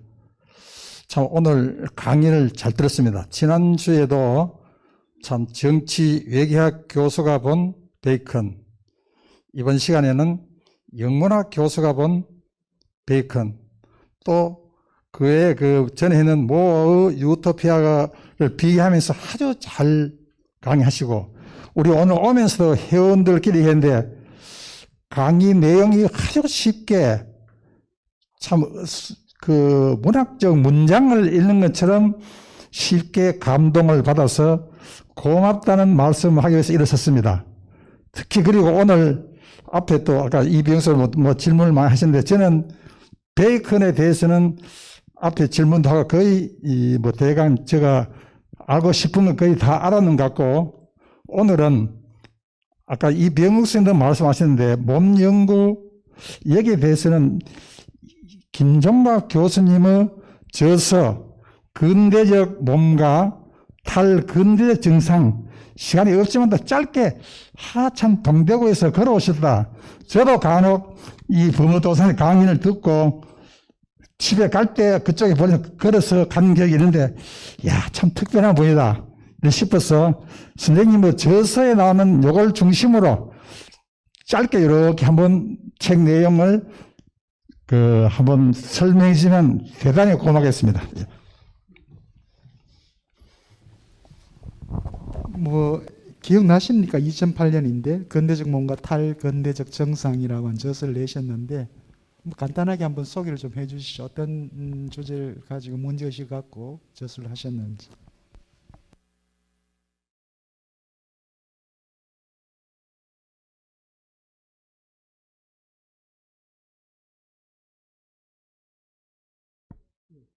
그리고 또 뭐 십몇 년 전이기도 하고요.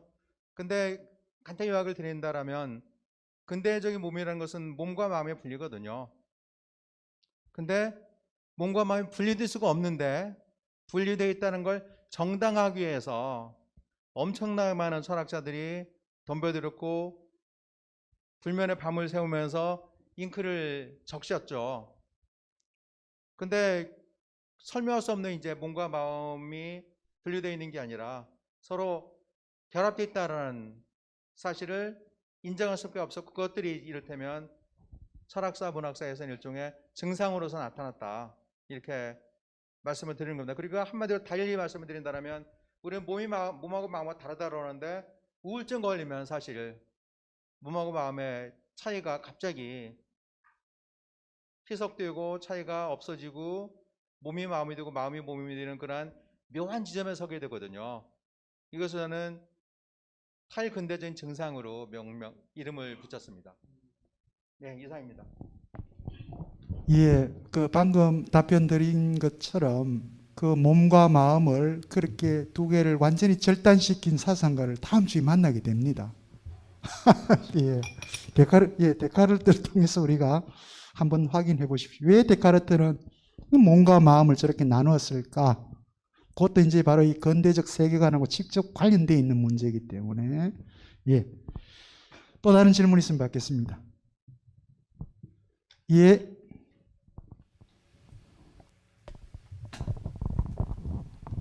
예, 교수님 강의 잘 듣고 고맙게 생각합니다. 저는 이 목요 철학 입문 포럼에 참가해 강의를 들을 때마다 내가 참 되게 무식하구나 하는 것을 새삼스럽게 느끼게 됩니다.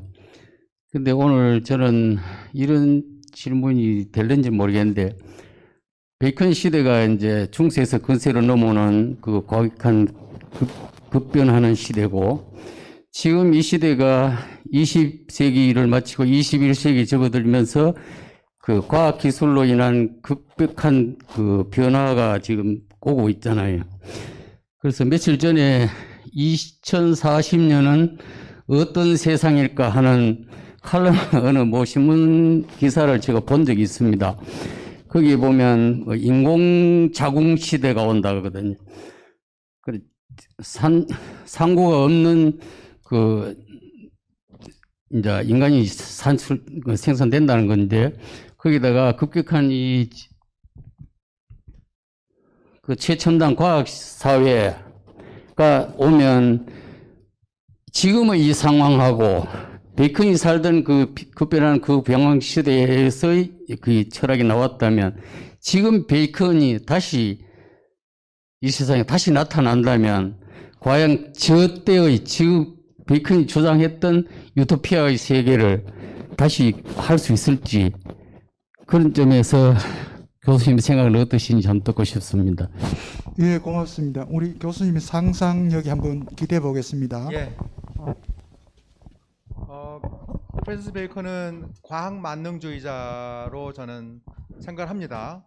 그리고 현대 문명의 위기에 대해서 과학 만능주의자들이 있습니다. 과학기술에 의해서 초래된 위기는 과학기술로 해결할 수가 있다. 나에게 내가 독이 묻은 창으로 찔렸다라면 그 창으로만 내 상처를 치유할 수 있다. 이게 과학 만능주의자들이거든요. 그러면 뭐 CO2 문제든 기후변화 문제든 이건 국지적으로 뭐 기온을 변화시킨다라든지 아니면 대기권을 어떤 식으로 변화시킨다라든지 이런 걸 통해서 해결할 수 있다는 사람이 있거든요. 근데 이건 저는 굉장히 위험한 발상이라고 생각을 하고요. 그리고 또 인공자궁을 말씀하셨는데, 인공자궁도 남녀 관계가 너무나 불평등하고 인간의 역사가 남성 동지들이 여성 동지들을 착취하고 억압하고 그리고 압제한 역사이기 때문에 그 근본적인 원인은 출산에 있다. 따라서 미국의 파이어스톤 같은 페미니스트는 남녀 해방은, 여성의 해방은 출산의 자유 없으면 불가능하다. 그래서 이미 1970년대에 인공자궁 주장을 했습니다. 출산으로부터 우리가 해방되면 그러면 가부장제 그냥 놔둬도 무너진다. 남자들 고개 숙이는 남자 된다. 이런 식으로 인공자궁에서 여성 해방의 가능성을 찾았거든요. 그리고 또 지금 식의 출산이 아니라 가령 인공자궁을 통한 것도 있고 아니면 복제도 가능합니다. 복제양 둘리만 복제가 가는 게 아니라 인간도 복제 가능하거든요. 그래서 프랑스에는 그 라울교인가 복제를 주장하고 복제를 유토피아적으로 제시하는 그러한 일종의 사이비 종교 단체가 있습니다. 따라서 모든 걸 기계의 도움을 빌어서 테크놀로지의 도움으로 해결한다는 것인데, 과연 거기에 우리가 어느 정도 힘을 실어줄 것인가. 왜냐하면 지금까지 과학 역사가 지구를 정복하는 역사였거든요. 그래 더욱더 정복하자. 이게 얼마나 위험한지. 만약에 두 과학자가 서로 상반된 논리를 가진 두 과학자가 대결을 벌인다라면 이건 이론적으로는 해결해 날 수가 없습니다. 근데 많은 사람들을 모아놓고 어느 쪽에 보다 우리가 지지를 하는지 어느 쪽 편인지 물어본다라면 과학 만능주의자의 편에 설 사람들은 별로 없다는 생각이고요. 그리고 마지막 한 가지 더 말씀드린다면 그 AI를 통해서 인간의 새로운 미래를 구상하는 사람도 있습니다. 그리고 그 중에 대표적인 한 인물은 한 10년 전까지는 하루에 약을 한 500개 정도 약을 먹었어요. 모든 영양제. 그리고 그 약이 한 달에 1억이 넘었고요. 그러니까 나는 후진 자연의 품에서 살지 않겠다. 내 엄마가 형편없다라면 나는 다른 엄마 구하겠다 등등 이런 식으로 이제 자연을 그런 식으로 과학기술로 문명으로 대체하려는 시도거든요. 근데 그게 얼마나 속절없고 어리석은지 더 이상 말씀 못 드리겠습니다. 예. 아까 그 말씀하신 신흥 종교입니다. 20세기 후반부터죠. 1970년대 이후에 이제 전통적 의미에서의 종교, 그리스도교도 마찬가지고 그런 권위 있는 신들이 사라진 과학의 시대에 과학이라고 하는 혹은 과학기술이라고 하는 이 도구를 빌려와서 그리스도교하고 결합시킨 묘한 종교들이 있죠. 그 중에 방금 선생님께서 말씀하신 라엘이라고 하는 프랑스 출신의 라엘리안 무브먼트라고 하는 종교가 있습니다. 한국에도 그 종교 신자들이 꽤 많아요. 일본에서 제일 많고, 예. 이건 소위 말하는 생명공학을 기반으로 한 집단이죠. 그러니까 사실 프랑스나 영국의 소위 자연과학자들 중에 항상 과학자들이 절대적으로 신뢰하는 건 호기심이잖아요. 뭔가 새로운 것을 발견해 보겠다는 이런 생각을 갖고 있는 사람들. 프로젝트를 주는 거죠. 예. 그러니까 우리가 예전에 황우석 교수가 이야기했던 줄기세포 복제 문제라든지 영국에서의 둘리 복제라든지 이런 것들이 가능하게 했던 것 중에 가장 대표적인 종교단체가 바로 이 라일리안 무브먼트라고 하는 이 종교단체입니다. 그 외에도 여러분 다 아시겠지만 사이언톨로지와 같은 이런 종교들도 있고요. 예, 그들이 이제 앞세우는 게 바로 이 방금 선생님께서 말씀하신 과학기술 절대주의입니다. 일종의 과학기술 만능주의죠. 모든 것들은 과학기술로 해결할 수 있다. 기존의 전통적인 의미에서 신이 해왔던 그 절대적 권력, 그 권위를 과학기술로 대체할 수 있다라고 생각하는 사람들입니다. 예. 우리는 쉽게 또 현혹이 되죠. 그죠? 그런 부분에서. 예, 그런 문제들이 있습니다. 예, 또 다른 질문 있으면 받도록 하겠습니다.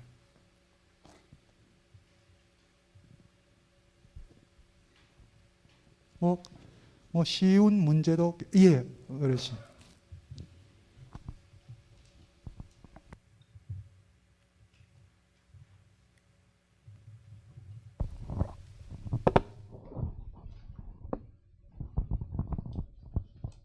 봉덕동에 사는 김봉수입니다.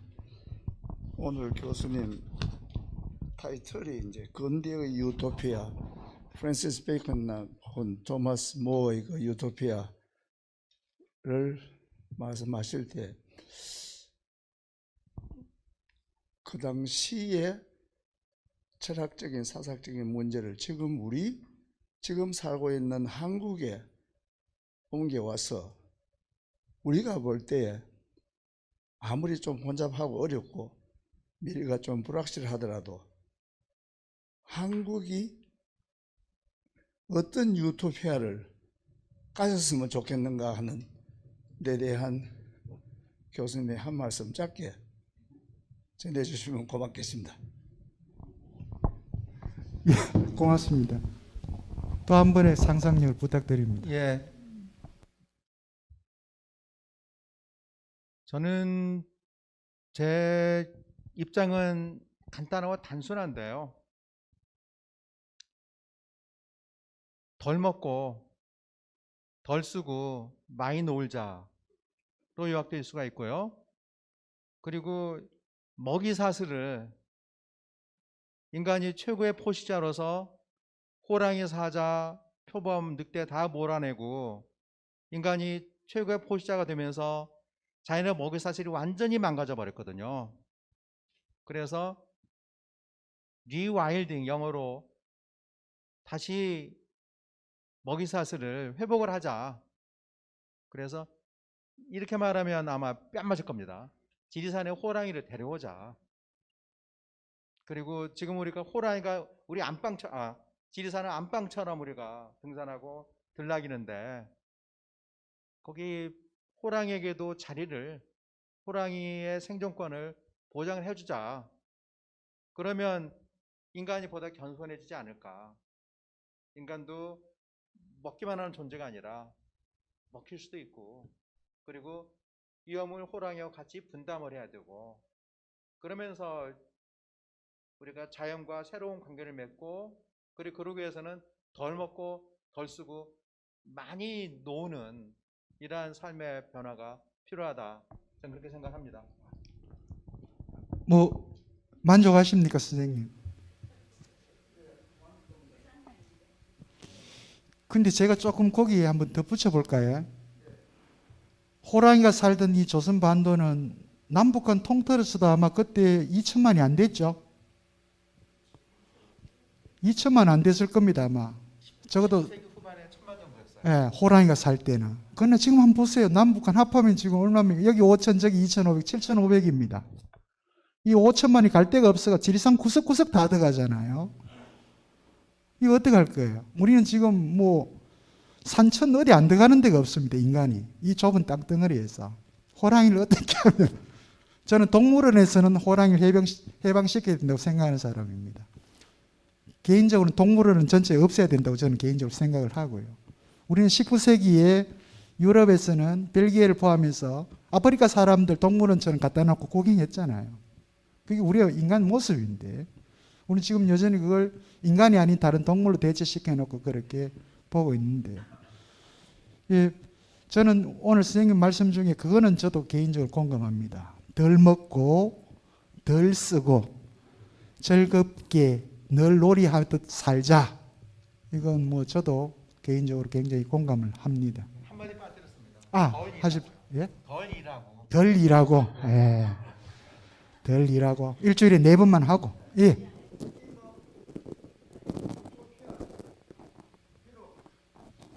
마이크 드리겠습니다. 비록 유토피아는 최초로 토마스 모아가 시작했으나 지금 우리 인류의 각자의 유토피아가 없으면 못 살거든요.